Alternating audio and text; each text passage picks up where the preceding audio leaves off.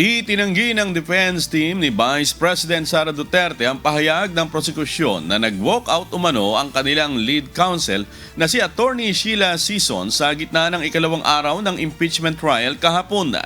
Nauna nang sinabi ng private prosecutor na si Attorney Amando Virgil Ligutan na umalis si Sison matapos umanong makipagtalo sa kanyang panig habang isinasagawa ang pagdinig. Subalit ayon sa spokesperson ng defense team ni BP Sara na si Attorney Michael Powa, hindi nag-walk out si Sison at lumabas lamang ito upang gumamit ng toilet.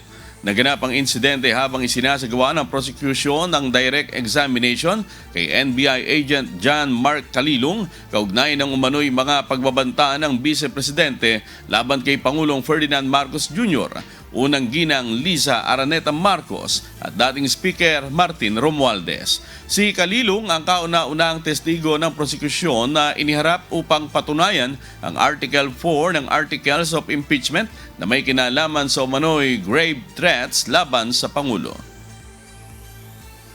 Kailangan lang niyang mag-toilet break, no? Kahit naman ako kanina 2 beses ako or 3 beses pa nga yata ako lumabas. So she was really on her way out. Tapos nung nasabing nag-walk out siya, narinig yata niya, so bumalik siya. Sinabi niya na, no, I'm still here and I just need to go to the toilet.